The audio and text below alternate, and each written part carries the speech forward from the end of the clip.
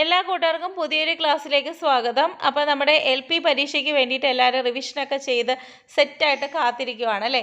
അപ്പോൾ നമുക്ക് സൈക്കോളജിയുടെ ഇമ്പോർട്ടൻ്റ് ആയിട്ടുള്ള ഭാഗങ്ങൾ ഒന്നുകൂടെ റിവൈസ് ചെയ്താലോ. നിങ്ങൾ പഠിച്ചു വെച്ചിരിക്കുന്നതായിരിക്കും, എന്നാലും നമ്മുടെ കഴിഞ്ഞ UPSC എക്സാമിൻ്റെ ക്വസ്റ്റ്യൻ പേപ്പറും അതുപോലെ തന്നെ പ്രീവിയസ് ആയിട്ടുള്ള ക്വസ്റ്റ്യൻസും അനലൈസ് ചെയ്തതിന് ശേഷം ഇമ്പോർട്ടൻ്റ് ആയിട്ടുള്ള ഭാഗങ്ങൾ മാത്രം, അതായത് വളരെ പ്രധാനപ്പെട്ട ക്വസ്റ്റ്യൻസ് ചോദിക്കുന്ന ഭാഗമെന്ന് തോന്നിയ ഭാഗങ്ങൾ മാത്രമാണ് നമ്മൾ റിവൈസ് ചെയ്യുന്നത്. അപ്പോൾ നമുക്ക് പഠിച്ചാലോ. സൈക്കോളജിയുടെ പിതാവ് ആരാണ്? മനഃശാസ്ത്രത്തിൻ്റെ പിതാവ് വില്യം വൂണ്ടാണ്. മനഃശാസ്ത്ര പരീക്ഷണത്തിൻ്റെ പിതാവെന്ന് ചോദിച്ചാലും വില്യം വൂണ്ടാണ്. അദ്ദേഹമാണ് ആദ്യമായിട്ട് മനഃശാസ്ത്ര പരീക്ഷണശാല ലീപ്സിഗ് സർവകലാശാലയിൽ 1879 ആരംഭിക്കുന്നത്. അപ്പം നമ്മൾ നേരത്തെ പറഞ്ഞത് ഫാദർ ഓഫ് സൈക്കോളജി അല്ലെങ്കിൽ മനഃശാസ്ത്രത്തിൻ്റെ പിതാവാണ് വില്യം വൂണ്ട് എന്നാണ് പറഞ്ഞത്. ക്വസ്റ്റ്യൻ നന്നായിട്ട് വായിച്ചു നോക്കണം. ഇവിടെ ചോദിച്ചിരിക്കുന്നത് മോഡേൺ സൈക്കോളജിയുടെ പിതാവ് അല്ലെങ്കിൽ ആധുനിക മനഃശാസ്ത്രത്തിൻ്റെ പിതാവ് ആരാന്ന് ചോദിച്ചാൽ അത് സിഗ്മണ്ട് ഫ്രോയിഡ് ആണെന്നുള്ള കാര്യം ഓർക്കുക. അതുപോലെ തന്നെ സൈക്കോളജി അല്ലെങ്കിൽ മനഃശാസ്ത്രം എന്ന ടേം ആദ്യമായിട്ട് ഉപയോഗിച്ചത് റുഡോൾഫ് ഗോക്കലാണ്. അടുത്തത് ഇമ്പോർട്ടൻ്റ് ആയിട്ടുള്ള ഭാഗമാണ്, മുമ്പ് ക്വസ്റ്റ്യൻ ചോദിക്കുന്നതാണ്. മനഃശാസ്ത്രത്തെ നമുക്ക് രണ്ടായിട്ട് തിരിക്കാം, കേവല മനഃശാസ്ത്രവും പ്രയുക്ത മനഃശാസ്ത്രവും. അപ്പോൾ കേവല മനഃശാസ്ത്രം അല്ലെങ്കിൽ പ്യുവർ സൈക്കോളജിയിൽ എന്തൊക്കെയാണ് വരുന്നത്, പ്രയുക്ത മനഃശാസ്ത്രം അല്ലെങ്കിൽ അപ്ലൈഡ് സൈക്കോളജിയിൽ എന്തൊക്കെയാണ് വരുന്നതെന്ന് നമ്മൾ വ്യക്തമായിട്ട് പഠിച്ചു വെച്ചേക്കണം. കേവല മനഃശാസ്ത്രത്തിൽ പെടുന്നത് സാമാന്യ മനഃശാസ്ത്രം ജനറൽ സൈക്കോളജി, അപസാമാന്യ മനഃശാസ്ത്രം അബ്നോർമൽ സൈക്കോളജി, സാമൂഹിക മനഃശാസ്ത്രം സോഷ്യൽ സൈക്കോളജി, പാരമ്പര്യ മനഃശാസ്ത്രം അല്ലെങ്കിൽ ജനറ്റിക് സൈക്കോളജി, ശിശു മനഃശാസ്ത്രം ചൈൽഡ് സൈക്കോളജി, നാഡീ മനഃശാസ്ത്രം ന്യൂറോ സൈക്കോളജി. ഇത്രയാണ് കേവല മനഃശാസ്ത്രത്തിൽ വരുന്നത്. പ്രയുക്ത മനഃശാസ്ത്രത്തിൽ എന്തൊക്കെയാണ് വരുന്നത്, വിദ്യാഭ്യാസ മനഃശാസ്ത്രം അല്ലെങ്കിൽ എഡ്യൂക്കേഷണൽ സൈക്കോളജി, ചികിത്സാ മനഃശാസ്ത്രം ക്ലിനിക്കൽ സൈക്കോളജി, വ്യാവസായിക മനഃശാസ്ത്രം ഇൻഡസ്ട്രിയൽ സൈക്കോളജി, സൈനിക മനഃശാസ്ത്രം മിലിറ്ററി സൈക്കോളജി. അപ്പോൾ നിങ്ങൾ ആ പ്രയുക്ത മനഃശാസ്ത്രം 4 കാര്യങ്ങളല്ലേ വരുന്നുള്ളൂ, അതങ്ങ് പഠിച്ചു വെച്ചേക്കുക. അപ്പോൾ നമുക്ക് കൂട്ടത്തിൽ പെടാത്തതും പെടുന്നതും ഒക്കെ തന്നാൽ പെട്ടെന്ന് എഴുതാൻ വേണ്ടിയിട്ട് പറ്റും. ഓക്കെ അല്ലേ. ഇത് പ്രീവിയസ് ആയിട്ട് ചോദിച്ചതാണ്. പ്രയുക്ത മനഃശാസ്ത്ര ശാഖയിൽ പെടാത്തത് ഏതാണ്? അപ്പോൾ നമുക്ക് എഡ്യൂക്കേഷണൽ സൈക്കോളജി നമ്മൾ പഠിച്ചു, പ്രയുക്ത മനഃശാസ്ത്രയിൽ പെടുന്നതാണ്. അപസാമാന്യ മനഃശാസ്ത്രവും സാമാന്യ മനഃശാസ്ത്രവും ഒക്കെ എവിടെ വരുന്നതാണ്? കേവല മനഃശാസ്ത്ര ശാഖയിൽ വരുന്നതാണ്. അപ്പോൾ ഇവിടെ ആൻസർ ഓപ്ഷൻ ബി ആണ്. അതുപോലെ തന്നെ ക്ലിനിക്കൽ സൈക്കോളജി അല്ലെങ്കിൽ ചികിത്സാ മനഃശാസ്ത്രം നമ്മൾ പഠിച്ചു, പ്രയുക്ത മനഃശാസ്ത്ര ശാഖയിൽ ഉൾപ്പെടുന്നതാണ്. അതുപോലെ തന്നെ കുറ്റകൃത്യ മനഃശാസ്ത്രം, ഇത് നമ്മൾ ആ ഒരു കോളം പറഞ്ഞ സമയത്ത് പറഞ്ഞിട്ടില്ല. ക്രിമിനൽ സൈക്കോളജി എന്ന് പറയുന്നത് നിങ്ങളവിടെ എഴുതി വെച്ചേക്കണം, അത് അപ്ലൈഡ് സൈക്കോളജി അല്ലെങ്കിൽ പ്രയുക്ത മനഃശാസ്ത്ര ശാഖയിൽ ഉൾപ്പെടുന്നതാണ് കുറ്റകൃത്യ മനഃശാസ്ത്രം. ഇനി ഏറ്റവും ഇമ്പോർട്ടൻ്റ് ആയിട്ടുള്ളതാണ് പഠനത്തെ സ്വാധീനിക്കുന്ന ഘടകങ്ങൾ. പ്രധാനപ്പെട്ട 3 ഘടകങ്ങളെക്കുറിച്ച് നമ്മൾ പഠിക്കണം. വൈയക്തിക ചരങ്ങൾ, പാഠ്യചരങ്ങൾ, പഠനതന്ത്ര ചരങ്ങൾ. ഈ വൈയക്തിക ചരങ്ങളെന്ന് പറയുന്നത് വ്യക്തിയുമായിട്ട് ബന്ധപ്പെട്ടവയാണ്. പാഠ്യചരങ്ങളെന്ന് പറയുന്നത് പാഠ്യവസ്തുവുമായിട്ട് ബന്ധപ്പെട്ടയാണ്. പഠനതന്ത്ര ചരങ്ങളെന്ന് പറയുന്നത് പഠനതന്ത്രവുമായിട്ട് ബന്ധപ്പെട്ടതാണ്. ഒന്നാമത്തേത് വൈയക്തിക ചരങ്ങളാണ്. വൈയക്തിക ചരങ്ങളിൽ എന്തൊക്കെയാണ് വരുന്നത്? വൈയക്തിക ചരങ്ങളെന്ന് വെച്ചാൽ വ്യക്തിയുമായിട്ട് ബന്ധപ്പെട്ടയാണ് അല്ലെങ്കിൽ ഇൻഡിവിജ്വൽ വേരിയബിൾസ് ആണ് അല്ലേ. അപ്പോൾ അതിലെന്തൊക്കെയാണ് വരുന്നത്? പരിപക്വനം മെച്ചുറേഷൻ, പ്രായം ഏജ്, ലിംഗഭേദം സെക്സ്, മുൻ അനുഭവങ്ങൾ പ്രീവിയസ് എക്സ്പീരിയൻസ്, ശേഷികൾ കപ്പാസിറ്റി, കായിക വൈകല്യങ്ങൾ ഫിസിക്കലി ഹാൻഡിക്യാപ്സ്, അഭിപ്രേരണ മോട്ടിവേഷൻ.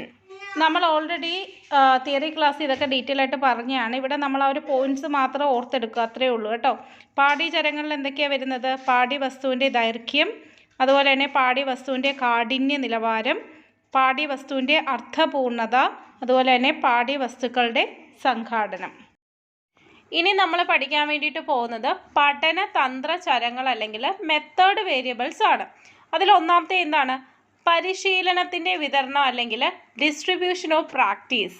രണ്ടാമത്തേത് പഠനത്തിൻ്റെ അളവ്, വളരെ ഇമ്പോർട്ടൻ്റ് ആണ്. പഠനത്തിൻ്റെ അളവെന്ന് വെച്ചാൽ നമ്മൾ പഠിച്ച കാര്യങ്ങൾ നമുക്ക് എന്ത് ചെയ്യണം? നമ്മുടെ ഓർമ്മയിൽ നിലനിൽക്കണം. അതോടൊപ്പം തന്നെ നമുക്ക് ഓർത്തെടുക്കാൻ പറ്റുന്ന അവസരത്തിൽ ഇത് ഓർത്തെടുക്കാൻ വേണ്ടിയിട്ട് എളുപ്പമായിരിക്കണം. അതിന് വേണ്ടിയിട്ട് നമ്മൾ എന്ത് ചെയ്യണം? പിന്നീട് ഇത് പരിശീലിക്കണം അല്ലേ? അപ്പം ഇതിനെയാണ് നമ്മൾ അധിക പഠനം അല്ലെങ്കിൽ ഓവർ ലേണിംഗ് എന്ന് പറയുന്നത്. നമ്മുടെ ഓർമ്മയിൽ കാര്യങ്ങൾ നിലനിർത്താനും അതുപോലെ പിന്നീട് നമുക്ക് ആവശ്യമുള്ളപ്പോൾ ഓർത്തെടുക്കാനും ഈ പറയുന്ന ഓവർ ലേണിംഗ് സഹായിക്കും. മനസ്സിലായപ്പോൾ പഠനത്തിനിടയിലെ ഉരുവിടൽ, റെസിറ്റേഷൻ, ആ വാക്കുപോലെ തന്നെ നമ്മൾ പഠിച്ചുകൊണ്ടിരിക്കുന്ന സമയത്ത് നമ്മൾ എന്ത് ചെയ്യുന്നു? വായിക്കുന്നതിനോടൊപ്പം തന്നെ നമ്മൾ ഉരുവിട്ട് നോക്കുവാണ് അല്ലേ?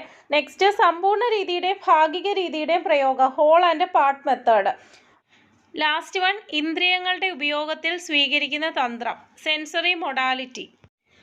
പഠന പുരോഗതിയിലുള്ള വ്യത്യാസം മനസ്സിലാക്കാൻ വേണ്ടിയിട്ടാണ് പഠനവക്രം സഹായിക്കുന്നത്. അപ്പോൾ 4 തരത്തിലുള്ള പഠനവക്രത്തെക്കുറിച്ചാണ് നമ്മൾ പഠിക്കുന്നത്. ഇമ്പോർട്ടൻ്റ് ആണ്. ഒന്നാമത്തേത് സ്ട്രെയിറ്റ് ലൈൻ കർവ് അല്ലെങ്കിൽ ഋജുരേഖ വക്രം.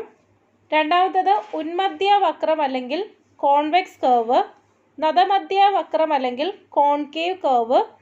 സമ്മിശ്ര വക്രം, മിക്സഡ് കർവ്. അപ്പോൾ ഋജുരേഖ വക്രം നിങ്ങൾക്കറിയാം, ഒരേ നിരക്കിലുള്ള പഠന പുരോഗതിയാണ് അല്ലേ? സ്ട്രെയിറ്റ് ലൈനായിട്ട് പോവുകയാണ്. കുട്ടി പഠിക്കുവാണെങ്കിൽ പഠിച്ചുകൊണ്ട് തന്നെ ഇരിക്കുന്നു. ഓക്കെ അല്ലേ? ആ ഒരു ഗ്രാഫ് നിങ്ങൾ നോക്കി വെച്ചേക്കണേ. രണ്ടാമത്തേത് കോൺവെക്സ് കർവ് അല്ലെങ്കിൽ ഉന്മധ്യ വക്രം എന്ന് വെച്ചാൽ എന്താണ്? ആദ്യമൊക്കെ ഭയങ്കര പഠിക്കാൻ വേണ്ടിയിട്ട് ഇൻട്രസ്റ്റ് ആണ്, മിടുക്കിയായിട്ട് പഠിക്കുന്ന ഒരു കുട്ടി. പിന്നെ ക്രമേണ എന്ത് ചെയ്യുന്നു? പഠിത്തത്തിൻ്റെ പുരോഗതി മന്ദഗതിയിലാവുന്നു. അതാണ് കോൺവെക്സ് കർവ് അല്ലെങ്കിൽ ഉന്മധ്യ വക്രം എന്ന് പറയുന്നത്. ഇതിന് മറ്റൊരു പേര് കൂടെ ഉണ്ട്, നെഗറ്റീവ്ലി ആക്സിലറേറ്റഡ് ലേണിംഗ് കർവ് അല്ലെങ്കിൽ ഋണത്വരണ പഠനവക്രം. രണ്ടാമത്തത് നദമധ്യ വക്രം അല്ലെങ്കിൽ കോൺകേവ് കർവാണ്. അതായത് തുടക്കത്തിൽ കുട്ടി എന്ത് ചെയ്യുന്നില്ല? പഠിക്കുന്നില്ല, കുറഞ്ഞ മാർക്കൊക്കെ വാങ്ങിക്കുന്നു. പിന്നെ അങ്ങോട്ട് പോകുന്തോറും എന്ത് ചെയ്യുന്നു? ക്രമേണ അവർ എന്ത് ചെയ്യുന്നു? പഠിച്ച് പോകുന്നു. അപ്പോൾ തുടക്കത്തിൽ താഴ്ന്ന പുരോഗതിയായിരിക്കും, കുറച്ച് കഴിഞ്ഞ് വരുമ്പോഴത്തേക്ക് ഉയർന്ന പുരോഗതിയായിരിക്കും. അപ്പം ഇതിന് നമ്മൾ പറയുന്ന പേരെന്ന് പറയുന്നത് ധനത്വരണ പഠനവക്രം എന്നാണ്, അല്ലെങ്കിൽ പോസിറ്റീവ്ലി ആക്സിലറേറ്റഡ് ലേണിംഗ് കർവ് എന്ന് പറയും. ഓക്കെ, അടുത്തത് സമ്മിശ്ര വക്രമാണ് അല്ലെങ്കിൽ മിക്സഡ് കർവ് എന്ന് പറയും. നമ്മൾ നേരത്തെ പറഞ്ഞ ഉന്മധ്യ വക്രവും നദമധ്യ വക്രവും കൂടെ ചേർന്നതാണ് സമ്മിശ്ര വക്രം. ഇപ്പം നമ്മളൊരു കുട്ടി ഇങ്ങനെ പഠിച്ചു വന്നുകൊണ്ടിരിക്കുന്ന സമയത്ത് അവനൊരു അസുഖം വന്നു. അപ്പോൾ ആ സമയത്ത് എന്ത് ചെയ്യുന്നില്ല? അവിടെ പഠന പുരോഗതിയൊന്നും നടക്കുന്നില്ല, അവൻ ആകെ ഡെസ്പായി. അപ്പോൾ ഇങ്ങനെ പോകുന്നു.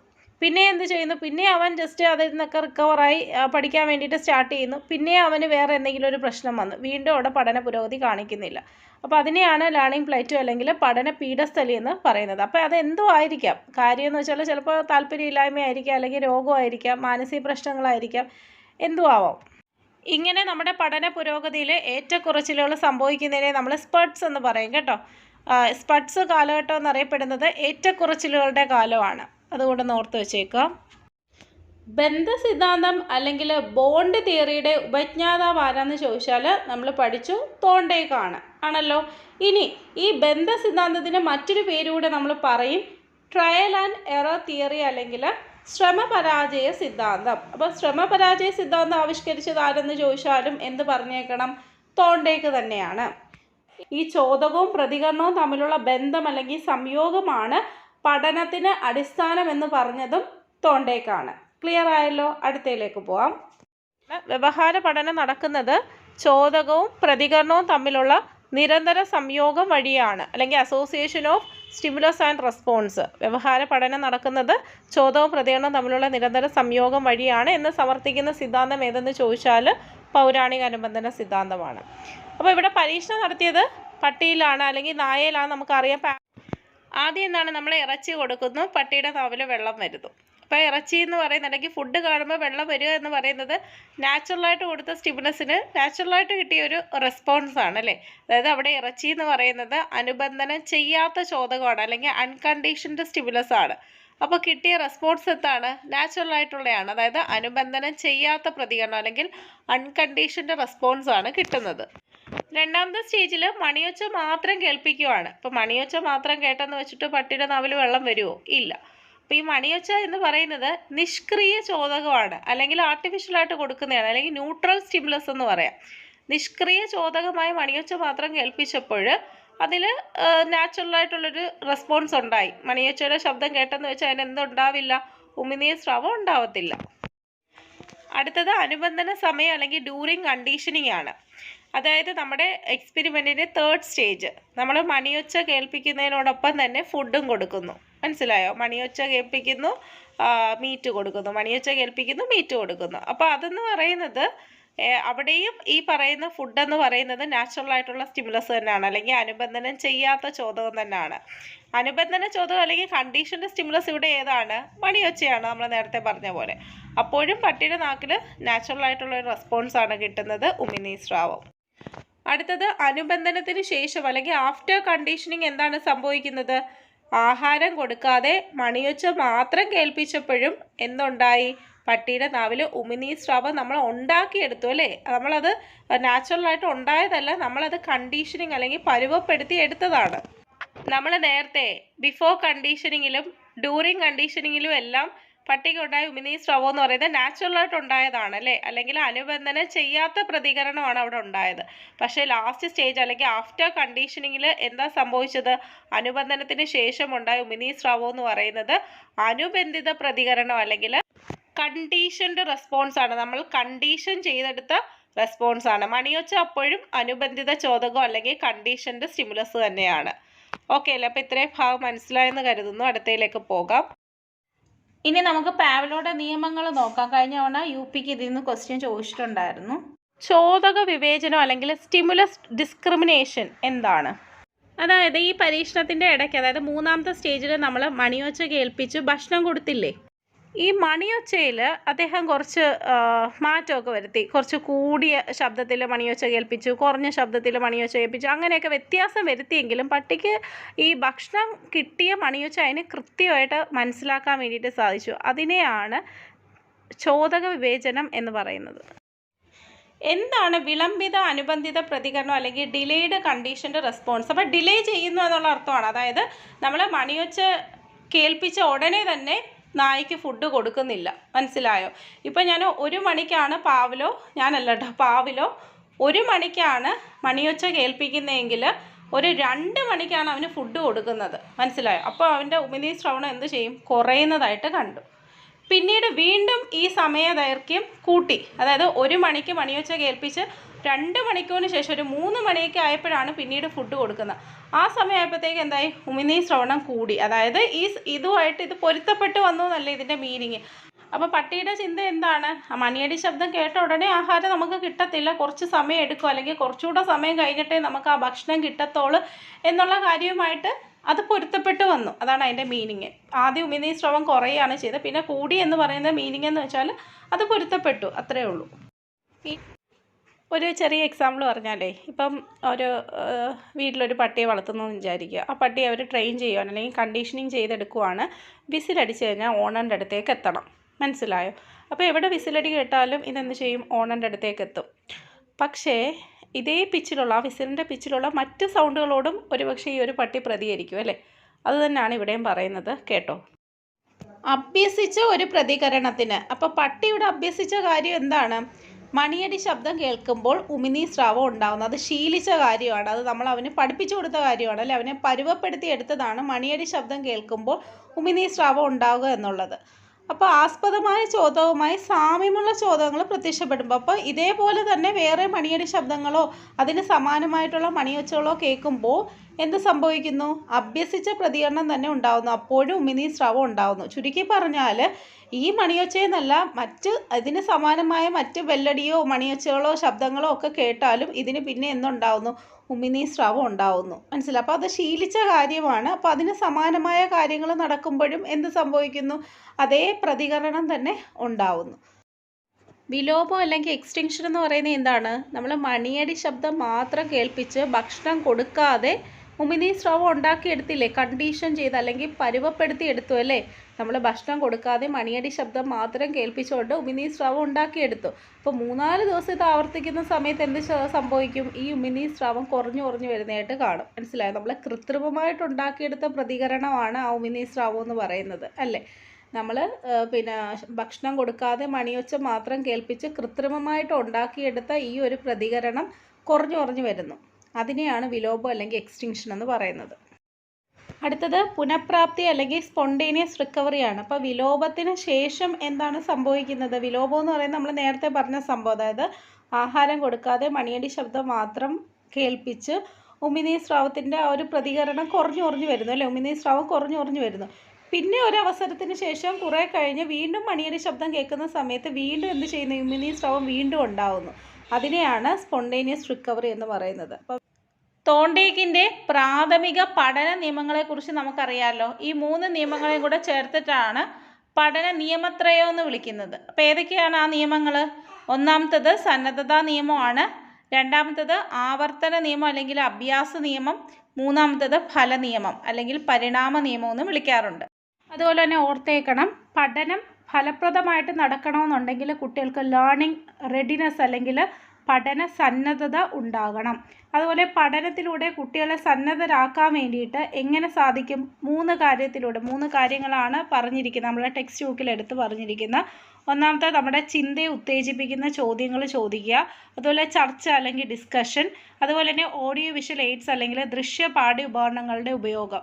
നോക്കിക്കേ, വിജയത്തെ പോലെ വിജയിക്കുന്ന മറ്റൊന്നില്ല. തോണ്ടേക്കിൻ്റെ ഏത് സിദ്ധാന്തമാണ് ഈ ഒരു പ്രസ്താവനയെ പിന്താങ്ങുന്നത്? വിജയത്തെ പോലെ വിജയിക്കുന്ന മറ്റൊന്നില്ല. ഏതാണ്?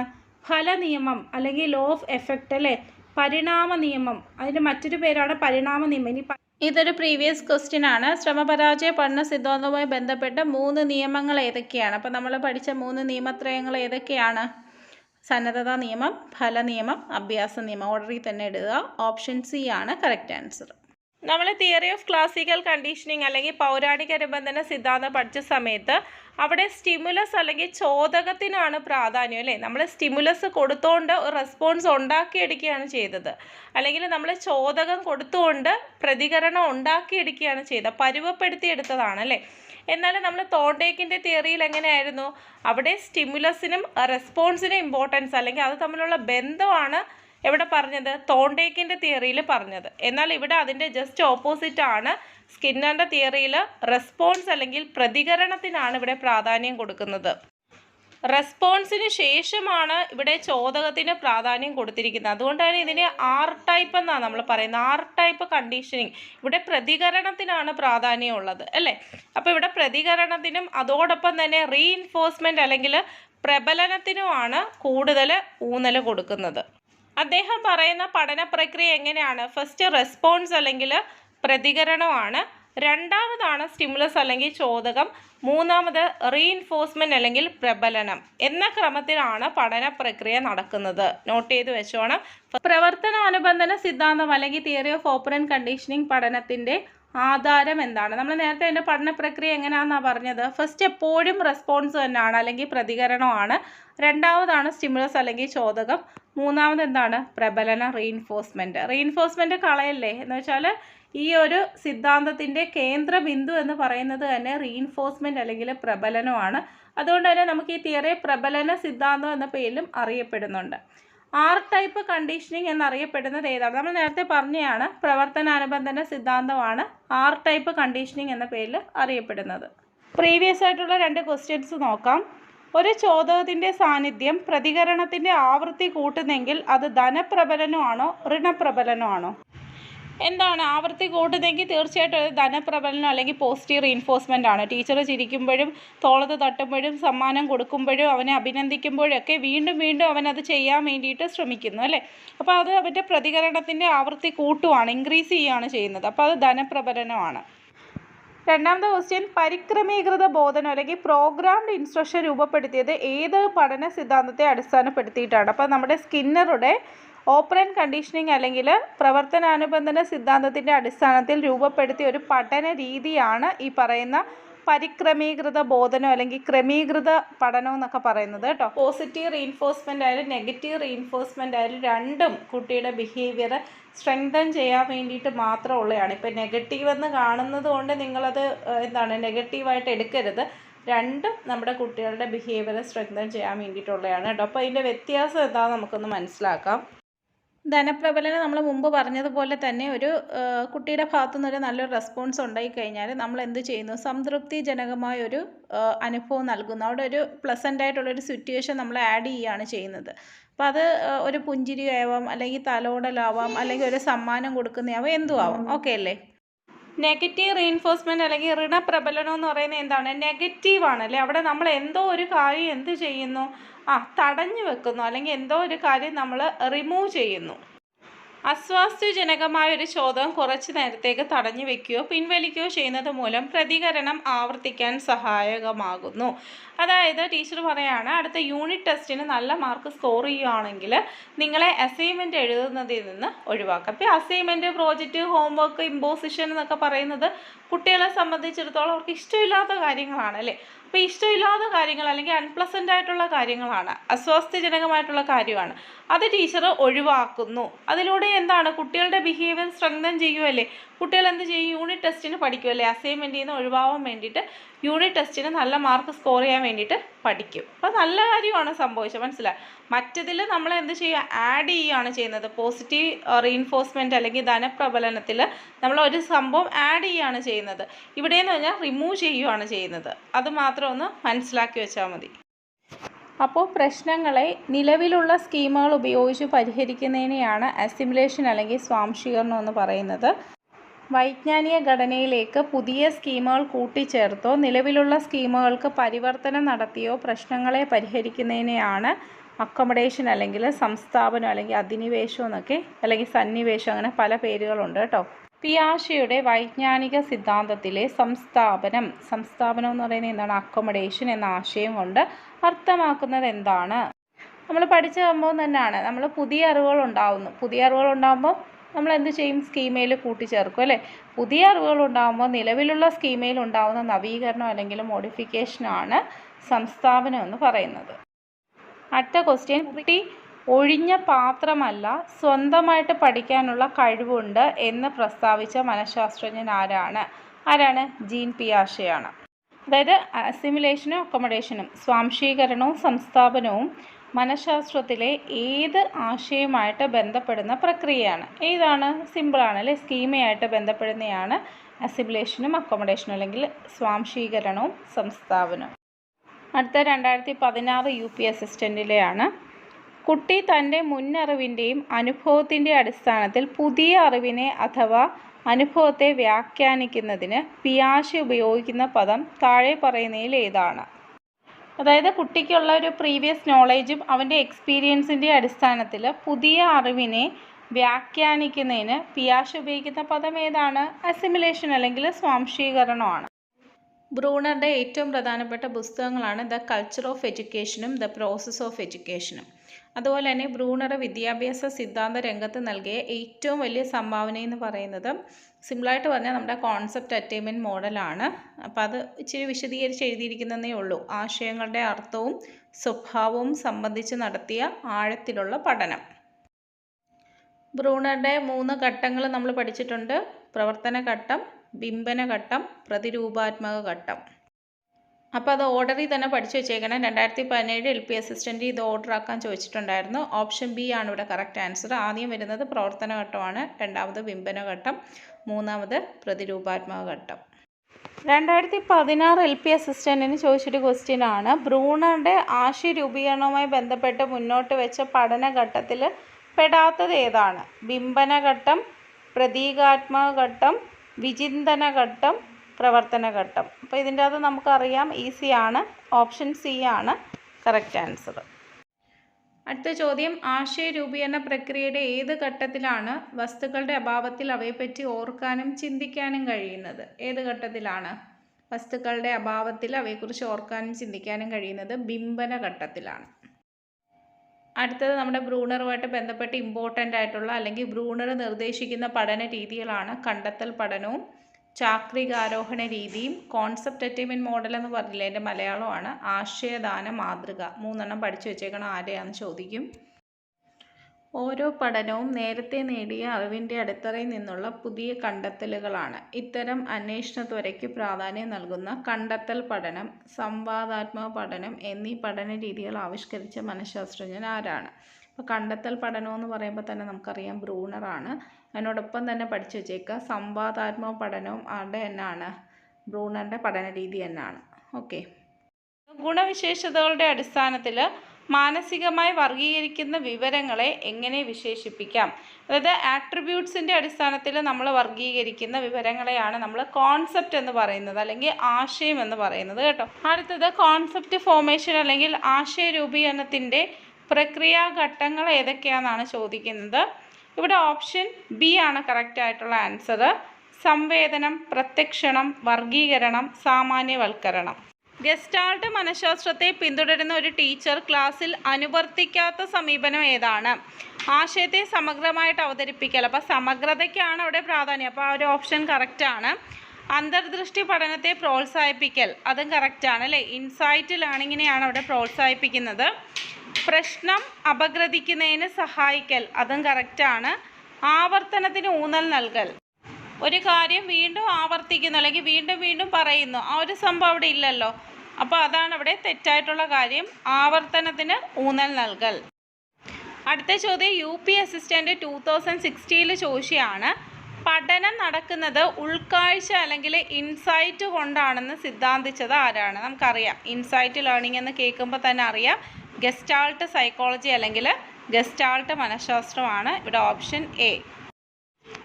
അപ്പോൾ ഈ ഒരു ചിത്രം നമുക്ക് കാണുമ്പോൾ തന്നെ മനസ്സിലായി, അടുത്തടുത്തുള്ളവയെ നമ്മൾ ഗ്രൂപ്പായിട്ട് അല്ലെങ്കിൽ കൂട്ടങ്ങളായിട്ട് കാണുന്നത് ഏത് നിയമമാണ്? സാമീപ്യ നിയമമാണ് അല്ലേ. അപ്പോൾ ഇവിടെ ആൻസർ സാമീപ്യ നിയമമാണ്. അപ്പോൾ അതേപോലെ ചിത്രങ്ങൾ നിങ്ങളൊന്ന് നോട്ട് ചെയ്ത് വെച്ചേക്കാം. അടുത്തത് ചോദിക്കാൻ സാധ്യതയുള്ള ക്വസ്റ്റ്യൻസ് ആണ്. പഠനത്തിന് ഉൾക്കാഴ്ച അഥവാ അന്തർദൃഷ്ടി അല്ലെങ്കിൽ ഇൻസൈറ്റ് എന്ന് ആദ്യം പേര് കൊടുത്തത് കൊഹ്ലറാണ് കേട്ടോ. അതുപോലെ തന്നെ ചിമ്പാൻസി ഉപയോഗിച്ച് നിരവധി പരീക്ഷണങ്ങൾ നടത്തുകയും ഏറ്റവും ഉയർന്ന പഠനം ഉൾക്കാഴ്ചയിലൂടെ നടക്കുന്നതെന്ന് അനുമാനിക്കുകയും ചെയ്തത് ആരാന്ന് ചോദിച്ചാൽ കോളറാണ്. അപ്പോൾ കോളറാണ് ചിമ്പാൻസിയെ വെച്ച് എക്സ്പെരിമെൻ്റ് ചെയ്തതെന്നുള്ള കാര്യം ഓർത്തിരിക്കുക. നോക്കിക്കേ, ഓരോ വ്യക്തിയുടെയും പ്രത്യക്ഷണത്തിൻ്റെ അനുഭവങ്ങൾ വ്യത്യസ്തമായിരിക്കും, ശരിയല്ലേ? ഇപ്പം ഞാനൊരു പിക്ചർ കാണുന്ന പോലെ ആയിരിക്കില്ല നിങ്ങൾ കാണുന്നത് അല്ലേ. നമ്മുടെ പെർസെപ്ഷൻ എന്ന് പറയുന്നത് ഡിഫറെൻ്റ് ആയിരിക്കും. വ്യക്തിഗത അനുഭവങ്ങൾ അല്ലെങ്കിൽ നമ്മുടെ ഇൻഡിവിജ്വൽ എക്സ്പീരിയൻസ് ആണ് പഠനത്തിൻ്റെ അടിത്തറ നിർണ്ണയിക്കുന്നതെന്ന് പ്രസ്താവിക്കുന്ന സിദ്ധാന്തം ഏതെന്ന് ചോദിച്ചാൽ ഏതാണ്? അന്തർദൃഷ്ടി പഠന സിദ്ധാന്തമാണ്, അല്ലെങ്കിൽ ഇൻസൈറ്റ് ലേണിംഗ് തിയറിയാണ്. അങ്ങനെ നിരവധി പരീക്ഷണങ്ങളിലൂടെ പഠനം നടക്കുന്നത് SR അനുബന്ധങ്ങളിലൂടെ അല്ല എന്ന് കണ്ടെത്തുകയും പ്രത്യക്ഷണത്തിൽ നടക്കുന്ന പ്രശ്നപരിഹാര ബോധനത്തിലൂടെയാണ് എന്ന് പറയുന്ന സിദ്ധാന്തമാണ് അന്തർദൃഷ്ടി പഠന സിദ്ധാന്തം. അപ്പം ആധുനിക സാമൂഹിക മനഃശാസ്ത്രത്തിൻ്റെ പിതാവായിട്ട് അറിയപ്പെടുന്നത് കർട്ട് ലെവിനാണ്. അദ്ദേഹം ഒരു ജർമ്മൻ അമേരിക്കൻ സൈക്കോളജിസ്റ്റാണ്. ക്ഷേത്ര സിദ്ധാന്തം അല്ലെങ്കിൽ ഫീൽഡ് തിയറിയുടെ ഉപജ്ഞാതാവ് ആരാന്ന് ചോദിച്ചാൽ കർട്ട് ലെവിനാണ്. ഇനി ഫീൽഡ് തിയറിയായിട്ട് ബന്ധപ്പെട്ട ഒരു ഇക്വേഷൻ ഉണ്ട്, പഠിച്ചേക്കണേ. B = അല്ലെങ്കിൽ behaviour function of person and his or her environment. ഇപ്പോൾ B എന്ന് പറയുന്നത് ബിഹേവിയർ അല്ലെങ്കിൽ വ്യവഹാരമാണ്. P എന്ന് പറയുന്നത് പേഴ്സൺ അല്ലെങ്കിൽ വ്യക്തിയാണ്. E എന്ന് പറയുന്നത് പരിസ്ഥിതി സാഹചര്യം അല്ലെങ്കിൽ സമഗ്ര മനഃശാസ്ത്ര പരിസ്ഥിതി സാഹചര്യം അല്ലെങ്കിൽ ടോട്ടൽ സൈക്കോളജിക്കൽ എൻവയോൺമെൻറ്റൽ സിറ്റുവേഷൻസ് ആണ്. ഇനി ജീവിതരംഗം അല്ലെങ്കിൽ ലൈഫ് സ്പേസ് ആരുമായിട്ട് ബന്ധപ്പെട്ടിരിക്കുന്നു എന്ന് ചോദിച്ചാൽ കർട്ട് ലെവിൻ. അല്ലെങ്കിൽ ലൈഫ് സ്പേസ് അല്ലെങ്കിൽ ജീവിതരംഗം എന്ന് പറയുന്നത് ഏത് തിയറിയിലാണ് അല്ലെങ്കിൽ ഏത് സിദ്ധാന്തത്തിൻ്റെ ഭാഗമായിട്ട് വരുന്നതാണെന്ന് ചോദിച്ചാൽ എന്താണ്? ലെവിൻ്റെ ക്ഷേത്ര സിദ്ധാന്തം അല്ലെങ്കിൽ ഫീൽഡ് തിയറിയുമായിട്ട് ബന്ധപ്പെട്ട് വരുന്നതാണ്. ഇനി ജീവിതരംഗം എന്ന് പറയുന്നത് എന്താണ്? ലൈഫ് സ്പേസ് എന്ന് പറയുന്നത് എന്താണ്? നമ്മൾ പറഞ്ഞു അല്ലേ, നമ്മുടെ ഒരു മാനസിക പരിസ്ഥിതിയാണ്. ഒരിക്കലും അത് ഭൗതിക പരിസ്ഥിതിയല്ല, ഫിസിക്കൽ എൻവയോൺമെൻ്റ് അല്ല, നമ്മുടെ മെൻ്റൽ എൻവയോൺമെൻ്റ് ആണ് അല്ലേ. മാനസിക പരിസ്ഥിതിയെ പറയുന്ന പേരാണ് ലൈഫ് സ്പേസ് അല്ലെങ്കിൽ ജീവിതരംഗം. അതുപോലെ തന്നെ നമ്മൾ ലെവിൻ്റെ മനഃശാസ്ത്ര സിദ്ധാന്തങ്ങളെ വിശേഷിപ്പിക്കാനുള്ള മറ്റൊരു പേരാണ് ടോപ്പോളജിക്കൽ സൈക്കോളജി. അപ്പോൾ ടോപ്പോളജിക്കൽ സൈക്കോളജി എന്ന് കേട്ടാലും ലൈഫ് സ്പേസ് എന്ന് കേട്ടാലും അതുപോലെ തന്നെ ഫീൽഡ് തിയറി എന്ന് കേട്ടാലും എല്ലാം നമ്മുടെ ലെവിനുമായിട്ട് ബന്ധപ്പെട്ടതെന്നുള്ള കാര്യം ഓർത്തിരിക്കുക. ആക്ഷൻ റിസർച്ച് അല്ലെങ്കിൽ ക്രിയാ ഗവേഷണത്തിൻ്റെ പിതാവെന്ന് പറയുന്നത് സ്റ്റീഫൻ എം കോറിയാണ്. അപ്പോൾ ഇതെന്ന് പറയുന്നത് അധ്യാപകർ നേരിടുന്ന പ്രശ്നങ്ങളാണ് അല്ലേ. ക്ലാസ്സിൽ നമ്മളിപ്പോൾ ഒരു എക്സ്പെരിമെൻറ്റ് കാണിക്കുമ്പോൾ കുറേ കുട്ടികൾക്ക് ഒരു ഒബ്സർവേഷൻ സ്കില്ലിട്ട് നമ്മൾ മനസ്സിലാക്കുന്നു. പേരൻസിനെ വിളിച്ചുകൊണ്ട് വരാൻ പറയുമ്പോൾ കുറേ കുട്ടികൾ അത് ചെയ്യുന്നില്ല. അപ്പോൾ ഇതൊക്കെ എന്ന് പറഞ്ഞാൽ ടീച്ചർ ഫേസ് ചെയ്യുന്ന പ്രശ്നങ്ങളാണ്. അപ്പോൾ ക്ലാസ് റൂം പ്രശ്നങ്ങൾ പരിഹരിക്കാൻ ഏറ്റവും അനുയോജ്യമായ രീതി ഏതെന്ന് ചോദിച്ചാൽ അത് ആക്ഷൻ റിസർച്ച് അല്ലെങ്കിൽ ക്രിയാഗവേഷണമാണ്. ഏതെങ്കിലും പ്രത്യേക മേഖലയിൽ പ്രവർത്തിക്കുന്നവർ അവർ നേരിടുന്ന പ്രശ്നങ്ങൾ പരിഹരിക്കാൻ നടത്തുന്ന ഗവേഷണ പ്രവർത്തനമാണ് ക്രിയാഗവേഷണം. അപ്പോൾ ഇത് അധ്യാപകർ നേരിടുന്ന പ്രശ്നമാണ് എന്നുള്ള കാര്യം, അല്ലെങ്കിൽ അവർ പരിഹരിക്കാൻ ഉപയോഗിക്കുന്ന രീതിയാണ് എന്നുള്ള കാര്യം ഓർത്തിരിക്കുക. അടുത്തതും ക്വസ്റ്റ്യനുള്ള ഏരിയ ആണ് പ്രൊജക്റ്റീവ് ടെസ്റ്റ്. പ്രൊജക്റ്റീവ് ടെസ്റ്റിൻ്റെ അകത്ത് ആദ്യം പറയുന്നത് റോഷ ഇങ്ക്ബ്ലോട്ട് ടെസ്റ്റാണ്. ഈ ടെസ്റ്റാണ് ഏറ്റവും ആദ്യം കണ്ടുപിടിക്കപ്പെട്ടതും ഏറ്റവും പഴയതും ഈ ഒരു ടെസ്റ്റാണ് കേട്ടോ. Thematic apperception test, children apperception test, picture association test, sentence completion test, word association test, story completion test, ഇതെല്ലാം പ്രൊജക്റ്റീവ് ടെസ്റ്റിൽ വരുന്നതാണ്. അടുത്ത ചോദ്യം, ഇൻക്ലൂസീവ് എഡ്യൂക്കേഷൻ അല്ലെങ്കിൽ സങ്കലിത വിദ്യാഭ്യാസം എന്നതുകൊണ്ട് അർത്ഥമാക്കുന്നത് എന്താണ്? നമുക്കറിയാം ഇൻക്ലൂസീവ് എഡ്യൂക്കേഷൻ എന്ന് പറയുന്നത് എല്ലാ കുട്ടികളും, ഡിസബിലിറ്റീസ് ഉള്ള കുട്ടികളും ബാക്കിയുള്ള കുട്ടികളും എല്ലാം ഒരു വേർതിരിവും ഇല്ലാതെ ഒരു ക്ലാസ്സിലിരുന്ന് പഠിക്കുന്നതാണ് നമ്മുടെ ഇൻക്ലൂസീവ് എഡ്യൂക്കേഷൻ എന്ന് പറയുന്നത്. അപ്പോൾ അതുമായി ബന്ധപ്പെട്ട ഏതൊക്കെ ഓപ്ഷനാണ് കറക്റ്റായിട്ടുള്ളത്? ഒന്നാമത്തെ ഓപ്ഷൻ കറക്റ്റാണ്. കുട്ടിയുടെ കഴിവുകൾ, പരിമിതികൾ എന്നിവ പരിഗണിച്ച് റിസോഴ്സ് ടീച്ചറിൻ്റെ സഹായത്തോടെ ക്ലാസ് ടീച്ചർ പഠിപ്പിക്കുന്നു. ഇനി പ്രത്യേക സ്കൂളിൽ വിദ്യാഭ്യാസം നൽകുന്നു, തെറ്റാണ്. മൂന്നാമത്തേത് അയൽപ്പക്ക സ്കൂളിൽ യാതൊരു വേർതിരിവുമില്ലാതെ പഠിപ്പിക്കുന്നു, അതും കറക്റ്റാണ്. അപ്പോൾ 1ഉം 3ഉം ആണ് കറക്റ്റായിട്ടുള്ളത്. ഇമോഷണൽ ഇൻ്റലിജൻസ് എന്ന് പറയുന്ന ആ ഒരു ടേം കോയിൻ ചെയ്തത് ആരാന്ന് ചോദിച്ചാൽ അത് പീറ്റർ സലോവയും ജോൺ മേയറും ആണ്. ആ ഒരു ടേം അല്ലെങ്കിൽ മൾട്ടിപ്പിൾ ഇൻ്റലിജൻസിനെ ജനകീയമാക്കിയത് അല്ലെങ്കിൽ പോപ്പുലറൈസ് ചെയ്തത് ആരാന്ന് ചോദിച്ചാൽ അദ്ദേഹത്തിൻ്റെ പുസ്തകത്തിലൂടെ ഡാനിയൽ ഗോൾമാൻ ആണ്. വ്യത്യാസം മനസ്സിലായല്ലോ? അതുപോലെ തന്നെ ഡാനിയൽ ഗോൾമാൻ്റെ പുസ്തകത്തിൻ്റെ പേരാണ് emotional intelligence why it can matter more than IQ. Emotional intelligence why it can matter more than IQ ആരുടെ പുസ്തകമാണ്? ഡാനിയൽ ഗോൾമാൻ്റെ പുസ്തകമാണ്. അതുപോലെ അദ്ദേഹം ഇമോഷണൽ ഇൻ്റലിജൻസ് അല്ലെങ്കിൽ വൈകാരിക ബുദ്ധിയുടെ 5 കമ്പോണൻസിനെ പറ്റി പറഞ്ഞിട്ടുണ്ട്. വളരെ ഇമ്പോർട്ടൻ്റ് ആണ്, മുമ്പ് ചോദിച്ചിട്ടുണ്ട്. ഒന്നാമത് സ്വബോധം, 2 ആത്മനിയന്ത്രണം, 3 അഭിപ്രേരണ, 4 സഹതാപം, 5 സാമൂഹ്യ നൈപുണ്യങ്ങൾ. ഓക്കെ അല്ലേ? അഡ്ജസ്റ്റ്മെൻറ്റ് മെക്കാനിസം അല്ലെങ്കിൽ സമായോജന ക്രിയാതന്ത്രങ്ങൾ വളരെ ഇമ്പോർട്ടൻ്റ് ആണ്. അപ്പോൾ അതിൻ്റെ അകത്ത് വളരെ പ്രധാനപ്പെട്ടത് മാത്രം നമുക്കൊന്ന് നോക്കാം. ക്വസ്റ്റ്യൻ ചോദിക്കുന്നത് മാത്രം നോക്കാം. പ്രൊജക്ഷനും റാഷണലൈസേഷനും എന്ന് പറയുന്നത് ഏകദേശം ഒരുപോലെ തോന്നുമെങ്കിലും രണ്ടും വ്യത്യസ്തമാണ് കേട്ടോ.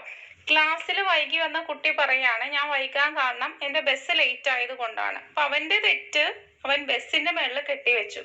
അതുപോലെ പരീക്ഷയ്ക്ക് നല്ല മാർക്ക് വാങ്ങിച്ചില്ലെങ്കിൽ ഉടനെ പറയും ടീച്ചർ നന്നായിട്ട് പഠിപ്പിക്കാത്തത് കൊണ്ടാണ് ഞാൻ കുറഞ്ഞ മാർക്ക് വാങ്ങിച്ചത്, ടീച്ചറിൻ്റെ തലയിലോട്ട് കെട്ടിവെച്ചു. അങ്ങനെ പ്രൊജക്റ്റ് ചെയ്യുന്നു, ഒരാളുടെ മേലെ കെട്ടിവെക്കുന്നതിനെയാണ് നമ്മൾ പ്രൊജക്ഷൻ എന്നതുകൊണ്ട് ഉദ്ദേശിക്കുന്നത്. ഇനി എന്താണ് റാഷണലൈസേഷൻ? ക്ലാസ്സിൽ മാർക്ക് കുറഞ്ഞൊരു കുട്ടി പറയുകയാണ് എനിക്ക് മാർക്ക് കുറഞ്ഞതിന് കാരണം ടീച്ചർ നന്നായിട്ട് പഠിപ്പിക്കാത്തത് കൊണ്ടും ടീച്ചർ നോട്ട്സ് തരാത്തത് കൊണ്ടുമാണ്. പക്ഷെ അവൻ മാർക്ക് കുറച്ചതിന് കാരണം എന്താണ്? കുറച്ച് വാങ്ങിച്ചതിന് കാരണം അവൻ നന്നായിട്ട് പ്രിപ്പയർ ചെയ്യാത്തത് കൊണ്ടാണ്. അത് മറച്ചു വെച്ചുകൊണ്ട് സ്വയം ന്യായീകരിക്കുകയാണ്. അപ്പോൾ പ്രൊജക്ഷൻ എന്ന് പറയുന്നത് മറ്റൊരാളുടെ തലയിൽ കെട്ടിവെക്കുന്നതാണ്. റാഷണലൈസേഷൻ എന്ന് പറയുന്നത് എന്താണ്? സ്വയം ന്യായീകരിക്കുകയാണ്. അപ്പം ഈസോപ്പ് കഥയിലെ കുറുക്കൻ എന്താ പറഞ്ഞത്? കിട്ടാത്ത മുന്തിരി പുളിക്കും അല്ലേ? അതിനത് കിട്ടാത്തത് കൊണ്ട് സ്വയം ന്യായീകരിച്ചതാണ് മുന്തിരി പുളിക്കൂ എന്നുള്ളത്. അപ്പോൾ ഇത് തമ്മിലുള്ള വ്യത്യാസം മനസ്സിലായല്ലോ? താതാത്മീകരണം അല്ലെങ്കിൽ ഐഡൻറ്റിഫിക്കേഷൻ എന്ന് പറയുന്നത് മറ്റുള്ളവരുടെ വിജയം നമ്മുടെ വിജയമായിട്ട് കാണുന്നു. ഇപ്പോൾ ഒരു സിനിമ ഇറങ്ങി അതിലെ നടനെ നമുക്ക് ഇഷ്ടമാണ്, അവരുടെ ഒരു വിജയം നമ്മുടെ വിജയമായിട്ട് കാണുന്നു. മനസ്സിലായില്ലേ? ഒരു വ്യക്തി ഏതെങ്കിലും വ്യക്തിയുമായോ സംഘവുമായോ സ്ഥാപനവുമായോ പ്രാപിച്ച് അവരുടെ വിജയത്തിൽ സ്വയം സംതൃപ്തി നേടുന്നു. എൻ്റെ കൂട്ടുകാരന് നല്ലൊരു മാർക്ക് കിട്ടി, അപ്പോൾ എനിക്ക് ആ ഒരു വിജയത്തിൽ ഞാനും പങ്കുചേരുന്നു, അത്രയേ ഉള്ളൂ. അടുത്തത് നമ്മുടെ ഉദാത്തീകരണം അല്ലെങ്കിൽ സബ്ലിമേഷനാണ്. കുട്ടികളില്ലാത്ത ദമ്പതിമാർ അനാഥാലയത്തിൽ പോയിട്ട് ആ കുട്ടികൾക്ക് ആവശ്യമായ കാര്യങ്ങളൊക്കെ കൊടുക്കുന്നു. അപ്പോൾ കുട്ടികളില്ല എന്ന് പറയുന്നത് സമൂഹം അങ്ങനെ അംഗീകരിക്കുന്ന ഒരു കാര്യമല്ല അല്ലേ? പക്ഷെ അവർ പോയി ഈ ചെയ്യുന്ന കാര്യം സമൂഹം അംഗീകരിക്കുന്ന കാര്യമാണ്. അപ്പോൾ അതാണ് സബ്ലിമേഷൻ എന്നതുകൊണ്ട് ഉദ്ദേശിക്കുന്നത്. അടുത്തത് അനുപൂരണം അല്ലെങ്കിൽ കോമ്പൻസേഷനാണ്. പഠിക്കാൻ മിടുക്കരല്ലാത്ത കുട്ടികൾ വേറെ എന്തെങ്കിലും മേഖലയിൽ ഡാൻസിലോ മ്യൂസിക്കിലോ സ്പോർട്സിലോ ഒക്കെ ഒരു മിടുക്കന്മാരായിരിക്കും. അതാണ് കോമ്പൻസേഷൻ. കോമ്പൻസേറ്റ് ചെയ്ത് പോകുന്നു. അടുത്തത് റിഗ്രഷൻ അല്ലെങ്കിൽ പശ്ചാത്ഗമനമാണ്. ഒരു വീട്ടിൽ ഇളയ കുട്ടി ജനിച്ചു കഴിയുമ്പം മൂത്ത കുട്ടിയുടെ പെരുമാറ്റത്തിൽ മാറ്റം ഉണ്ടാവും അല്ലേ? ഇളയ കുട്ടിയോട് കൂടുതൽ സ്നേഹവും കെയറിങ്ങും ഒക്കെ കിട്ടുന്ന കാണുമ്പോൾ ഇവന് ചെറിയൊരു അസൂയാണ്. അപ്പൊ ഇവളും എന്ത് ചെയ്യും? അവളിലേക്ക് എല്ലാവരുടെയും ശ്രദ്ധ തിരിക്കാൻ വേണ്ടിയിട്ട് അവളും കുഞ്ഞു കുട്ടികളെ പോലെ ആക്ട് ചെയ്യും. മറ്റേ കുട്ടിയുടെ ഫീഡിംഗ് ബോട്ടിൽ എടുത്തു വെച്ച് കുടിക്കുകയും ആ കുട്ടിയുടെ തൊട്ടിലിൽ കയറി കിടന്ന് ഉറങ്ങാൻ വേണ്ടിയിട്ട് ശ്രമിക്കുകയും അല്ലെങ്കിൽ കൈ സക്കുകയൊക്കെ ചെയ്യും. അതാണ് റിഗ്രഷൻ എന്ന് പറയുന്നത്. അതായത് ആളെന്ത് ചെയ്യുന്നു, വികസനത്തിൻ്റെ ഒരു മുൻഘട്ടത്തിലേക്ക് തിരിച്ചു പോകുന്നതാണ് പശ്ചാത്ഗമനം എന്ന് പറയുന്നത്. ഇനി നമുക്ക് സ്വതന്ത്ര ഇന്ത്യയിലെ വിവിധ വിദ്യാഭ്യാസ കമ്മീഷനുകളെ കുറിച്ച് പഠിക്കാം. ഇമ്പോർട്ടൻ്റ് ആണ്. രാധാകൃഷ്ണ കമ്മീഷനും കോത്താരി കമ്മീഷനും മുതലിയാർ കമ്മീഷനും വളരെ വളരെ ഇമ്പോർട്ടൻ്റ് ആണ്. അപ്പോൾ നിങ്ങൾ ഇതിൻ്റെ വർഷം നോക്കിയില്ലെങ്കിൽ ആ ഓർഡറിൽ അങ്ങ് പഠിച്ചു വെച്ചേക്കാം. ഇതിൻ്റെ ആദ്യം വരുന്നത് രാധാകൃഷ്ണ കമ്മീഷനാണ് 1948-49. പിന്നെ വരുന്ന മുതലിയാർ കമ്മീഷനാണ് 1952-53. മൂന്നാമത് വരുന്നത് കോത്താരി കമ്മീഷനാണ് 64-66. പിന്നെ അടുത്തത് Ramamurthy review committee 1990. Next Janardhana Reddy committee 1992. Yashpal committee 92-93.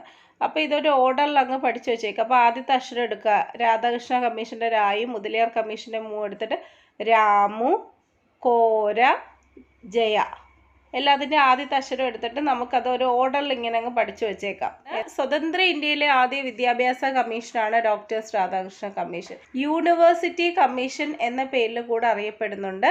സർവകലാശാല വിദ്യാഭ്യാസത്തെക്കുറിച്ച് പഠനം മുഖ്യ വിഷയമാക്കിയ കമ്മീഷനാണ് doctors Radhakrishna commission. Kothari commission important ആണ്. UPSCയുടെ ക്വസ്റ്റ്യൻ പേപ്പറിൽ ഉണ്ടായിരുന്നു. അപ്പോൾ ഇന്ത്യൻ എഡ്യൂക്കേഷൻ കമ്മീഷൻ എന്നറിയപ്പെടുന്നത് കോത്താരി കമ്മീഷനാണ്. കോത്താരി കമ്മീഷൻ സമർപ്പിച്ച റിപ്പോർട്ടിന് നൽകിയ പേര് എന്ന് പറയുന്നത് വിദ്യാഭ്യാസവും ദേശീയ വികസനവും എന്നാണ്. ഇന്ത്യയുടെ ഭാവി നിർണ്ണയിക്കുന്നത് ഇന്ത്യയുടെ ക്ലാസ് മുറികളാണ് എന്ന് പറഞ്ഞത് കോത്താരി കമ്മീഷനാണ്. അപ്പോൾ ഇന്ത്യൻ എഡ്യൂക്കേഷൻ കമ്മീഷൻ എന്നറിയപ്പെടുന്നു. അവർ സമർപ്പിച്ച റിപ്പോർട്ടിന് നൽകിയ പേരെന്തായിരുന്നു? വിദ്യാഭ്യാസവും ദേശീയ വികസനവും എന്നായിരുന്നു. ഇന്ത്യയുടെ ഭാവി നിർണ്ണയിക്കുന്നത് ഇന്ത്യയുടെ ക്ലാസ് മുറികളാണെന്ന് പറഞ്ഞത് കോത്താരി കമ്മീഷനാണ്. അതുപോലെ അവരുടെ പ്രധാനപ്പെട്ട ശുപാർശകളെന്ന് പറയുന്നത് 10+2+3 മാതൃകയിലെ വിദ്യാഭ്യാസം നടപ്പിലാക്കണം. സെക്കൻഡറി തലത്തിൽ തൊഴിലധിഷ്ഠിത വിദ്യാഭ്യാസം നടപ്പിലാക്കണം. മൂല്യ വിദ്യാഭ്യാസം അല്ലെങ്കിൽ വാല്യൂ എഡ്യൂക്കേഷന് കൂടുതൽ മുൻഗണന അല്ലെങ്കിൽ ഊന്നൽ കൊടുക്കണം.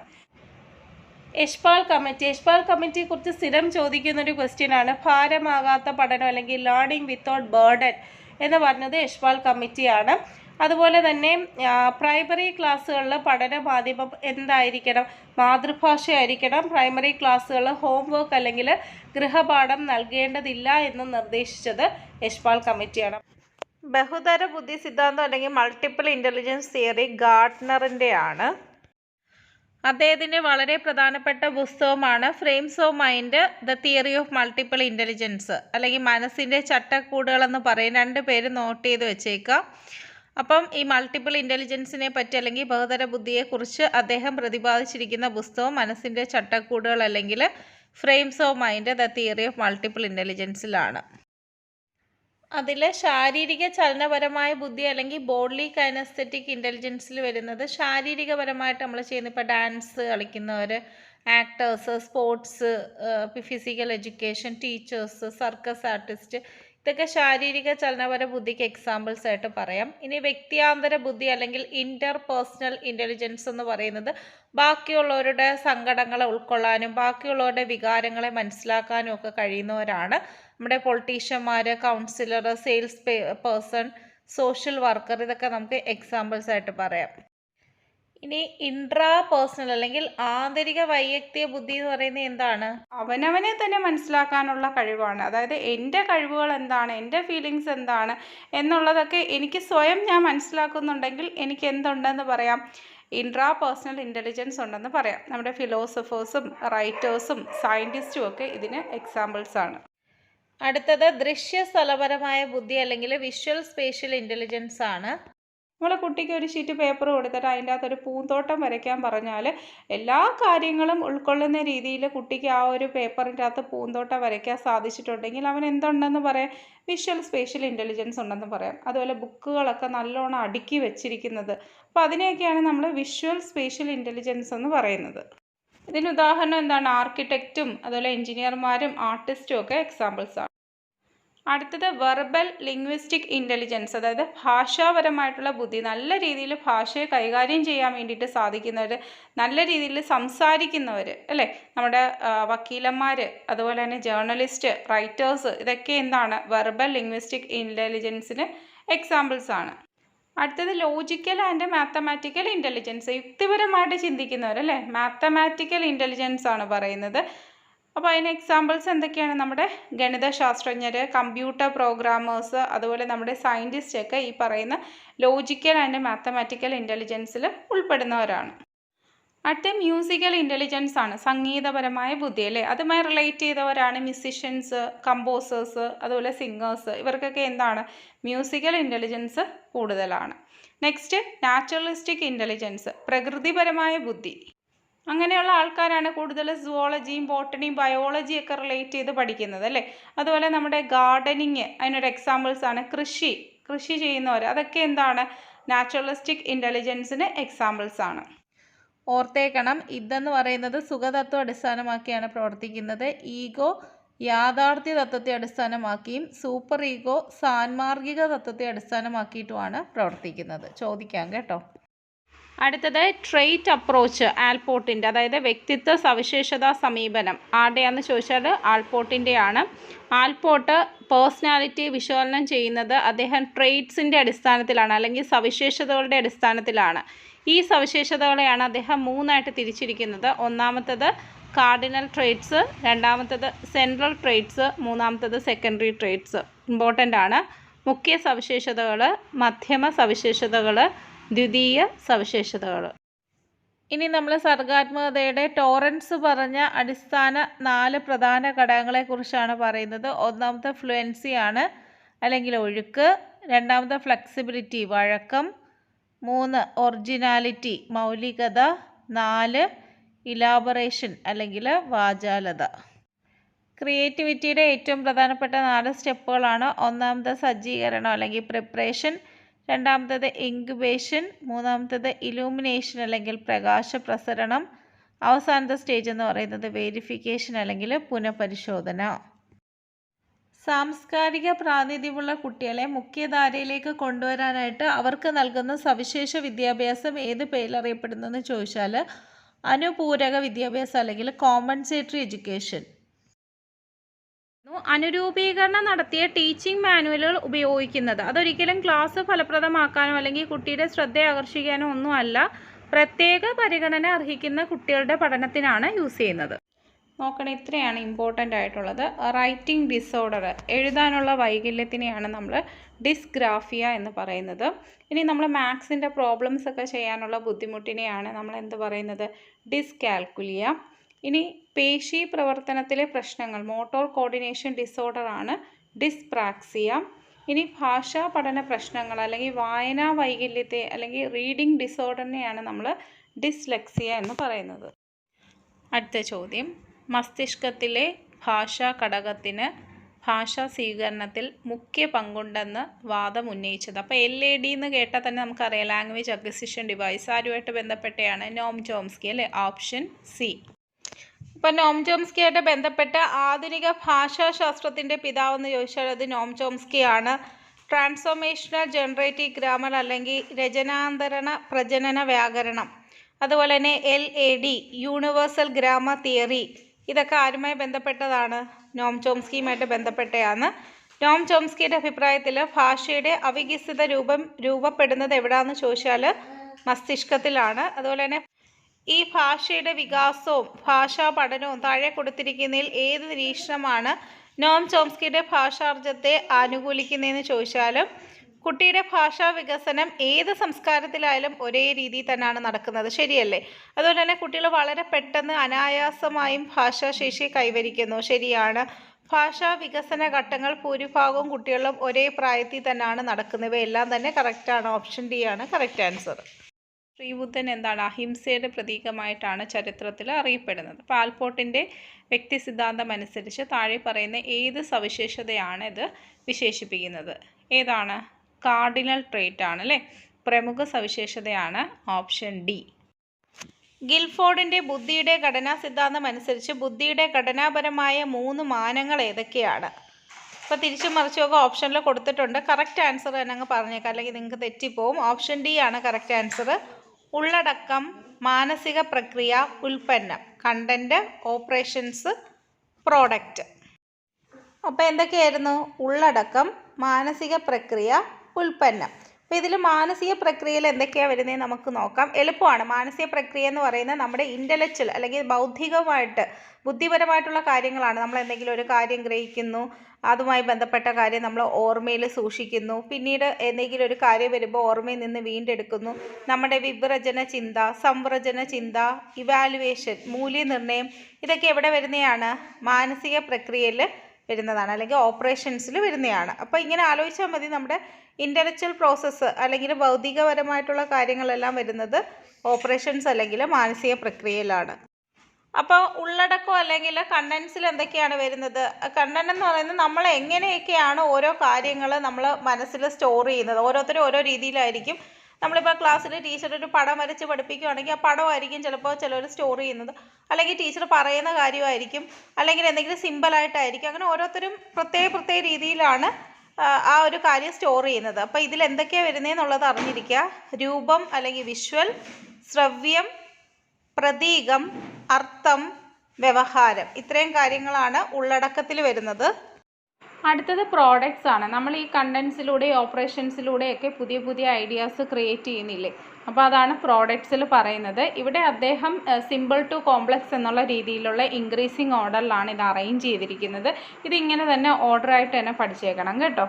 അപ്പോൾ ഏറ്റവും സിമ്പിളായിട്ടുള്ളത് യൂണിറ്റ്സ് ആണ്. യൂണിറ്റ്സ് എന്ന് പറയുന്നത് നമ്മുടെ കുഞ്ഞു അറിവുകളെയാണ് യൂണിറ്റ്സ് ആയിട്ട് പറഞ്ഞിരിക്കുന്നത്. ഈ പറയുന്ന ചില യൂണിറ്റ്സുകൾ എല്ലാം കൂടെ ചേർത്തിട്ടാണ് അദ്ദേഹം ക്ലാസ്സസ് ആക്കിയത്. ക്ലാസ്സസ് ചേർന്നാണ് റിലേഷൻസ് ഉണ്ടായിരിക്കുന്നത്. പരസ്പരം ബന്ധപ്പെട്ടിരിക്കുന്ന സംഭവങ്ങളെയാണ് റിലേഷൻസിൽ ഉൾപ്പെടുത്തിയിരിക്കുന്നത്. ഇനി റിലേഷൻസ് അല്ലെങ്കിൽ ബന്ധങ്ങൾ പരസ്പരം കണക്ട് ചെയ്ത് ഇൻ്റർറിലേറ്റ് ചെയ്ത് അല്ലെങ്കിൽ കമ്പൈൻ ചെയ്ത് ഒരു നെറ്റ്വർക്ക് പോലെ ഫോം ചെയ്തതാണ് സിസ്റ്റം എന്ന് പറയുന്നത്. ഇനി അതിനുശേഷം എന്ത് ചെയ്യുന്നു? ട്രാൻസ്ഫോർമേഷൻസ് ആണ്. നമുക്കുണ്ടാവുന്ന ആ ഒരു നോളേജിന് ഒരു ചേഞ്ച് സംഭവിക്കുന്നു. അതാണ് ട്രാൻസ്ഫോർമേഷൻസ് എന്ന് പറയുന്നത്.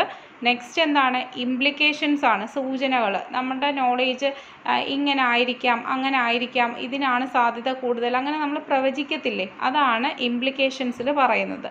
അപ്പോൾ എന്തൊക്കെയാണ്? ഏകകങ്ങൾ, വിഭാഗങ്ങൾ, ബന്ധങ്ങൾ, വ്യവസ്ഥകൾ, രൂപാന്തരങ്ങൾ, സൂചനകൾ. അപ്പോൾ ഈ പ്രോഡക്റ്റ്സ് അല്ലെങ്കിൽ ഈ പറയുന്ന ഉൽപ്പന്നത്തിൽ ഇതൊക്കെയാണ് വരുന്നതെന്ന് ഓർത്ത് വെച്ചേക്കുക. ഓക്കെ. അപ്പോൾ ഗാഗ്നയുടെ ശ്രേണിയിൽ 8 ടൈപ്സ് ആണ് വരുന്നത്, പഠിച്ചു വെച്ചേക്കണം. ഒന്നാമത്തത് സിഗ്നൽ ലേണിംഗ് അല്ലെങ്കിൽ സൂചനാ പഠനം. രണ്ടാമത്തത് സ്റ്റിമുലസ് റെസ്പോൺസ് ലേണിംഗ്, ചോദക പ്രതികരണ പഠനം. 3 ചെയിനിങ് അല്ലെങ്കിൽ ശ്രേണി പഠനം. വെർബൽ അസോസിയേഷൻ, വചന സഹചരത്വം. മൾട്ടിപ്പിൾ ഡിസ്ക്രിമിനേഷൻ, ബഹുമുഖ വിവേചനം. കോൺസെപ്റ്റ് ലേണിംഗ്, സംപ്രത്യയ പഠനം. പ്രിൻസിപ്പൽ ലേണിംഗ്, തത്വപഠനം. പ്രോബ്ലം സോൾവിംഗ്, പ്രശ്നപരിഹരണം. അപ്പോൾ നിങ്ങളിതെല്ലാം പഠിച്ചായിരിക്കും റിവിഷൻ എന്നുള്ള രീതി പെട്ടെന്ന് നോക്കുക. അടുത്ത ചോദ്യം, ലേണിംഗ് ഡിസബിലിറ്റി അല്ലെങ്കിൽ പഠന വൈകല്യത്തിൽ ഉൾപ്പെടാത്തത് ഏതാണ്? അപ്പോൾ writing disability, mathematical disability, reading disability ഒക്കെ അതിൽ ഉൾപ്പെടുന്നതാണ്. ഇൻ്റലക്ച്വൽ ഡിസബിലിറ്റി അല്ലെങ്കിൽ ബുദ്ധി വൈകല്യം എന്ന് പറയുന്നത് ഒരു പഠന വൈകല്യമല്ല. മെറ്റാകോഗ്നിഷൻ എന്ന് പറയുന്നത് ചിന്തയെക്കുറിച്ചിട്ടുള്ള ചിന്തയാണ്. അല്ലെങ്കിൽ ഈ ഒരു കോൺസെപ്റ്റ് അല്ലെങ്കിൽ ഒരു ആശയം കൊണ്ടുവന്നത് ജോൺ ഫ്ലേവൽ ആണ്. അതുപോലെ കഴിഞ്ഞ പരീക്ഷയ്ക്ക് മെറ്റാകോഗ്നിഷൻ്റെ സ്റ്റേജസ് ചോദിച്ചിട്ടുണ്ടായിരുന്നു, നിങ്ങൾ കണ്ടു കാണും. UPയുടെ പരീക്ഷയ്ക്ക് ചോദിച്ചിട്ടുണ്ടായിരുന്നു, അതുകൊണ്ടൊന്ന് പഠിച്ചേക്കണേ. ഇനി നമ്മുടെ ഡെവലപ്മെൻറ്റൽ പ്രിൻസിപ്പിൾ, ഇതെന്തായാലും ഗ്രോത്ത് ആൻഡ് ഡെവലപ്മെൻറ്റിൽ നിന്നൊരു ക്വസ്റ്റ്യൻ ചോദിക്കും കേട്ടോ. കഴിഞ്ഞ തവണയും ചോദിച്ചിട്ടുണ്ടായിരുന്നു. അപ്പോൾ ഈ വികാസ തത്വങ്ങളിൽ ഉൾപ്പെടാത്തത് ഏതെന്ന് ചോദിച്ചാൽ ഏതാണ്? സ്ഥൂലത്തിൽ നിന്ന് സൂക്ഷ്മത്തിലേക്കാണ് പോകുന്നത്, കറക്റ്റാണ്. വികാസം വ്യത്യസ്ത ശരീരഭാഗങ്ങളിൽ ഒരേ നിരക്കിലല്ല നടക്കുന്നത്, വ്യത്യസ്ത നിരക്കിലല്ലേ നടക്കുന്നത്, അത് തെറ്റാണ്. പിന്നെ സി എന്ന് പറയുന്നത് വികാസം നമുക്ക് പ്രവചിക്കാൻ പറ്റും അല്ലേ, പ്രഡിക്റ്റ് ചെയ്യാൻ വേണ്ടിയിട്ട് പറ്റും. അതുപോലെ തന്നെ അതൊരു പാറ്റേൺ ആണ് അല്ലെങ്കിൽ ക്രമീകൃതമാണ് അല്ലേ. അപ്പോൾ അതെല്ലാം കറക്റ്റ് തന്നെയാണ്. ഓപ്ഷൻ ബി ആണ് തെറ്റ്. അടുത്ത ചോദ്യം, ഏത് വൈജ്ഞാനിക വികാസ ഘട്ടത്തിലാണ് ഒന്നിലധികം വസ്തുക്കളെ ഒരുമിച്ച് പരിഗണിക്കാൻ കുട്ടിക്ക് കഴിയാത്തത്? ഏതാണ്? പ്രാക് മനോവ്യാപാര ഘട്ടം അല്ലെങ്കിൽ പ്രീ ഓപ്പറേഷൻ സ്റ്റേജിലാണ്. കുട്ടികളുടെ ഭാഷാ വികസനത്തിന് അനുവർത്തിക്കേണ്ട മുൻഗണനാ ക്രമം ഏതാണ്? നമ്മൾ LSRW എന്ന് പഠിച്ചു വെച്ചിട്ടുണ്ടാവും.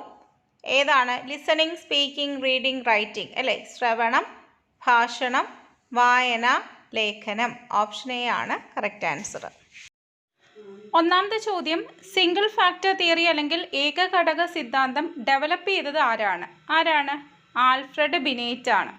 അതുപോലെ തന്നെ ഇൻ്റലിജൻസ് ടെസ്റ്റ്, ആദ്യത്തെ ഇൻ്റലിജൻസ് ടെസ്റ്റ് വികസിപ്പിച്ചതും ആൽഫ്രഡ് ബിനേറ്റ് ആണ്. മെൻ്റൽ ഏജ് അല്ലെങ്കിൽ മാനസിക പ്രായം എന്ന ആശയം ആദ്യമായിട്ട് അവതരിപ്പിക്കുന്നതും ആൽഫ്രഡ് ബിനേറ്റ് ആണ്. ദ്വിഘടക സിദ്ധാന്തം അല്ലെങ്കിൽ 2 ഫാക്ടർ തിയറി ആരുടെയാന്ന് ചോദിച്ചാൽ അത് ചാൾസ് പിയർമാൻ ആണ്. അപ്പോൾ 2 ഫാക്ടർ എന്ന് പറഞ്ഞാൽ 2 ഘടകങ്ങൾ അല്ലേ, അല്ലെങ്കിൽ ദ്വിഘടകം അല്ലെങ്കിൽ 2 ഘടകം ഏതൊക്കെയാണ്? ഒന്ന് ജനറൽ ഫാക്ടർ അല്ലെങ്കിൽ സാമാന്യ ഘടകമാണ്. രണ്ടാമത്തത് വിശിഷ്ട ഘടകം അല്ലെങ്കിൽ സ്പെസിഫിക് ഫാക്ടർ ആണ്. ഇനി ട്രയാർക്കിക് തിയറി, ഇംഗ്ലീഷിലും മലയാളത്തിലും ഒക്കെ അങ്ങനെ തന്നെയാണ് പറയുന്നത്. ട്രയാർക്കിക് തിയറി ആരുടെയാന്ന് ചോദിച്ചാൽ സ്റ്റേൺബർഗിൻ്റെ ആണ്. ഇനി എന്താണ് ബഹുഘടക സിദ്ധാന്തം ആരുടെയാണ്? അത് തോണ്ടേക്കിൻ്റെയാണ്. ബഹുഘടക സിദ്ധാന്തം അല്ലെങ്കിൽ മൾട്ടി ഫാക്ടർ തിയറി തോണ്ടേക്കിൻ്റെയാണ്. അടുത്തത് സംഘഘടക സിദ്ധാന്തം ആരുടെയാണ്? അത് തേഴ്സ്റ്റൻ്റെയാണ്. നേരത്തെ നമ്മൾ പറഞ്ഞത് മൾട്ടി ഫാക്ടർ തിയറിയാണ് അല്ലെങ്കിൽ ബഹുഘടക സിദ്ധാന്തമാണ്. അത് ആരുടെയായിരുന്നു? തോണ്ടേക്കിൻ്റെയാണ്. സംഘഘടക സിദ്ധാന്തം ആരുടെയാണ്? അത് തേഴ്സ്റ്റൻ്റെയാണ്.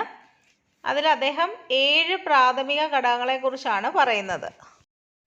ഇനി പ്രോബ്ലം എന്തെങ്കിലും ചോദിക്കുവാണെങ്കിൽ IQ ബേസ് ചെയ്ത് ഈക്വേഷൻ യൂസ് ചെയ്താൽ മതി. IQ = മാനസിക വയസ്സ് ഡിവൈഡഡ് ബൈ കാലിക വയസ്സ് into 100, mental age divide by chronological age into 100. താഴെ പറയുന്ന എല്ലാ ഇൻ്റലിജൻസ് പെർഫോമൻസ് ടെസ്റ്റിന് എക്സാമ്പിൾസ് ആണ് കേട്ടോ.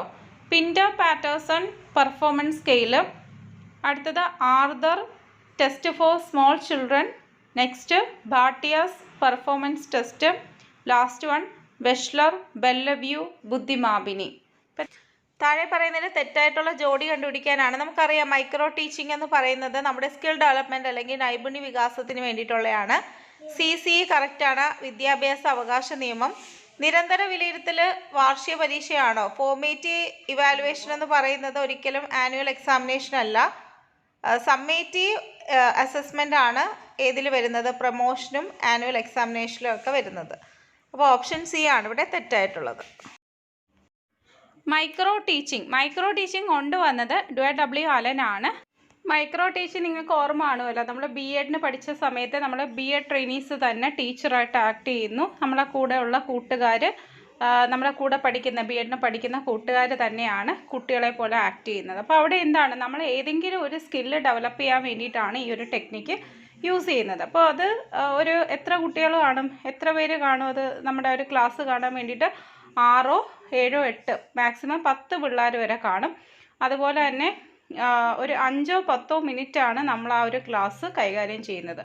അപ്പോൾ ഇവിടെ ടീച്ചർ ചെയ്യുന്നതെന്ന് വെച്ചാൽ, അല്ലെങ്കിൽ ഇത് പ്രോസസ്സ് എന്ന് പറയുന്നത് ഏതെങ്കിലും ഒരു സ്കില്ല് ഡെവലപ്പ് ചെയ്യാനുള്ള ഒരു ലെസൺ പ്ലാൻ തയ്യാറാക്കുന്നു, അത് കുട്ടികൾക്ക് മുമ്പിൽ ടീച്ച് ചെയ്യുന്നു. അതിന് ശേഷം അവർ നമുക്ക് ഫീഡ്ബാക്ക് തരും അല്ലേ, പോസിറ്റീവും നെഗറ്റീവും ആയിട്ടുള്ള ഫീഡ്ബാക്ക് ഉണ്ടാവും.